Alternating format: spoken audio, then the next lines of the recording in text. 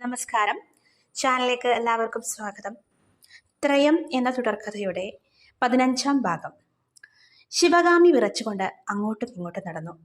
മൊഴി നിരത്തിവെച്ച ചോദ്യങ്ങൾ ശിവകാമിയുടെ മുന്നിൽ ഉത്തരങ്ങൾക്കായി വീർപ്പുമുട്ടി നിൽക്കുകയാണ്. മൊഴി നേരെ കരിമ്പനക്കാടുകൾക്കരികിലേക്ക് പോയി.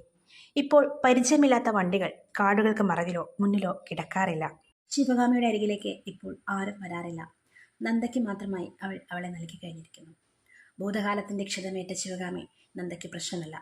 ഇനി അവൾ എങ്ങനെ ആയിരിക്കണമെന്ന വിചാരങ്ങൾക്ക് മാത്രമാണ് അയാൾ ഇപ്പോൾ പ്രസക്തി കൽപ്പിക്കുന്നത്. കരിമനക്കാറ്റിന്റെ പ്രവാഹത്തിൽ മൊഴിയുടെ മുടിക്കെട്ട് അഴിഞ്ഞു വീണു. മഴയ്ക്കുള്ള കാറ്റിന്റെ മുന്നറിയിപ്പ്. മഴയുടെ വരവ് കാറ്റ് കൊട്ടിപ്പാടി നടക്കുന്ന പോലെ മഴയ്ക്ക് തോന്നി. മൊഴിയിൽ നിന്നും അടർന്നു വീഴാൻ ഇനി മൊഴികൾ മാത്രമില്ല. അകത്ത് ശിവകാമിയുടെ മനസ്സിലും ഒരുപാട് തവണ ആത്മബലികൾ അരങ്ങേറുന്നു. എങ്ങനെ താൻ അവളോട് പറയും സത്യങ്ങൾ? അതിനുള്ള സമയമാണ് ഈശ്വര ഇത്. കൈകളാൽ മുഖം പൊത്തി തെങ്കിക്കൊണ്ട് ചുവരിൽ പതിച്ചു വെച്ചിരുന്ന പഴനിയാണ്ടവൻ്റെ ഫോട്ടോയിൽ നോക്കി കണ്ണീർ തോളി. മൊഴിക്ക് ഇപ്പോൾ തന്നോട് അപരിചിത്വമേറി വരുന്നു. അമ്മയാണ് എന്ന ബോധ്യമുണ്ടായിട്ടും ഉള്ളിൽ അസ്ഥിക്ക് പിടിക്കുന്ന അന്യതകൾ പേറിക്കൊണ്ട് നടക്കുകയാണ് അവൾ. തൻ്റെ മനോഭാവത്തിൽ പിന്നെ ഒരു മകൾ എങ്ങനെയാണ് പ്രതികരിക്കേണ്ടത്? പൂവിട്ട് വാഴ്ത്തി മാലയിട്ട് സ്വീകരിച്ചിരുത്തണമോ? തനിക്കല്ലേ അറിയൂ താൻ അവളെ ഗർഭത്തിൽ ചുമത്തിട്ടില്ല എന്ന സത്യം. മനസ്സുകൊണ്ടാണ് ചുമന്നതെന്ന സത്യം. അതറിയുമ്പോൾ അവൾ ഇനിയും തന്നിൽ നിന്നും അകന്നു പോകും. നന്ദയോടൊപ്പം മൊഴിയില്ലാതെ ഒരിക്കലും ജീവിതം പങ്കിടാൻ തന്നെ കൊണ്ടാവില്ല. ശിവകാമി കുറേ നേരം ആലോചിച്ചിരുന്നു. അവൾക്കു നേരെ വിദൂരത്തിരുന്ന മൊഴി മഴ നനയുകയായിരുന്നു. എത്ര കൊണ്ടാലും അഗ്നി അണയാത്ത ഹൃദയവും കൊണ്ട്. ജീപ്പിൽ വന്നിറങ്ങിയ ഭദ്രനും രത്നാകരും വയൽവരമ്പിൽ ദൂരത്ത് ജോലികൾ ചെയ്യുന്ന നർമ്മദയെ നോക്കി നിൽക്കുകയായിരുന്നു. അവൾ കൃഷിജോലികളിൽ വ്യാപൃതയാണ്. മറ്റൊന്നും തന്നെ അവൾ ശ്രദ്ധിക്കുന്നില്ല.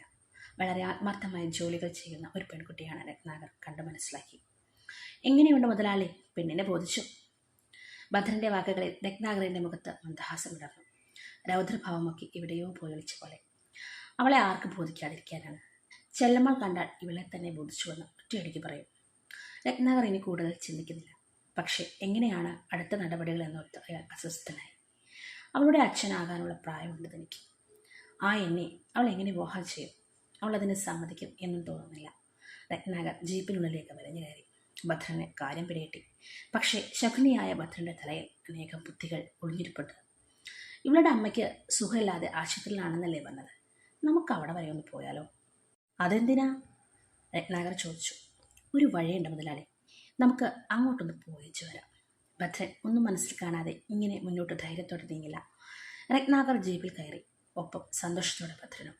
എല്ലാം ഭംഗിയായി അവസാനിച്ചു കഴിയുമ്പോൾ മുതലാളി എന്നെ കൈവെടിയരുത്, എന്നെ നന്നായി ഒന്ന് പ്രീതിപ്പെടുത്തിയേക്കണം. ഭദ്രൻ തല ചുറിഞ്ഞുകൊണ്ട് ജീപ്പിലിരുന്ന് പറഞ്ഞു.